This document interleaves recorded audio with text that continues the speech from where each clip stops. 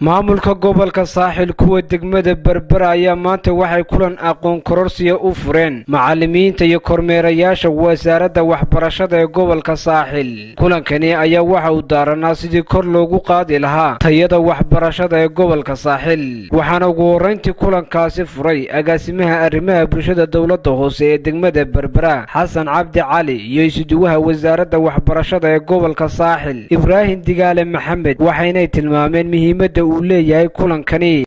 maanta oo ay taariikhdu tahay 2 bisha Disembar 2018 halkan waxaynu u fadhinaa inaynu daahfurno tababar loo qabanayo kormeerayaasha waxbarashada oo runtii hawlgalkoodu ujeedada shirkan kormeerka ama tababarkan kormeerka oo qabanayna waxa weeyaan waxa uu qayb ka ahaa hawlo badan dadaalo badan oo la doonayo waxbarashada dugsiyada hoose dhexe in lagu tayeeyo.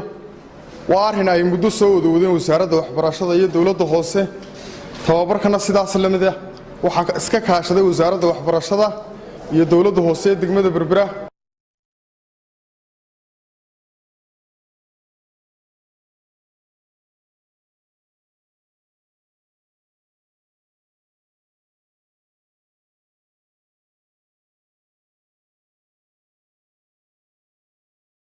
inaanu ka soo qayb galno oo aynu daahfurno tababarka la siinayo kormeerayaasha magaalada berbera iyo guud ahaan gobolka saaxil ee wasaaradda waxbarashada, iyadoo runtii xidhiidh xoog u badan uu ka dhaxeeyo dawladda hoose ee magaalada berbera iyo wasaaradda waxbarashada ee heer gobol iyo heer degmaba.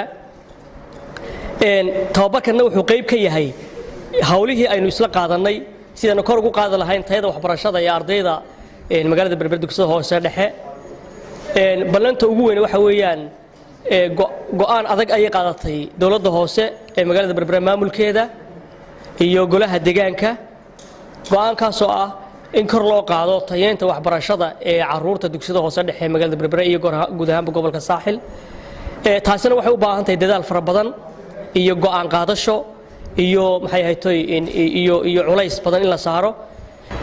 waxaanu doonaynaa tababarka idinku furayaa maanta waxa weeye inaad si dhaba kormeerkiinu noqdo kormeer hawlihii loo diray iyo shaqadii loo diray sidii loogu talagalay u soo qabtayna noqotaan, si markaa kormeerkiinu uu tayo u yeesho uu noqdo wixii feedback aad keentay in markaba tallaabo laga waxay degmadu ay haysiisay 20 macallin.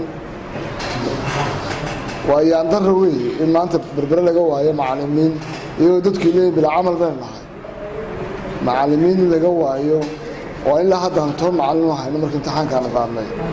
waayo macallimiin tayo lan u baahannahay.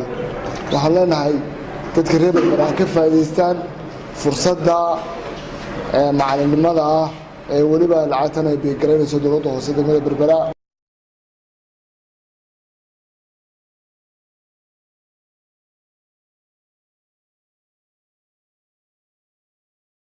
maanta arrintan ay dawladda hoose wasaaradda waxbarashada soo qabanqaabisay ee ah kormeerayaashii taasi waxa weeye waa midaan aad iyo aad u soo dhaweynayno.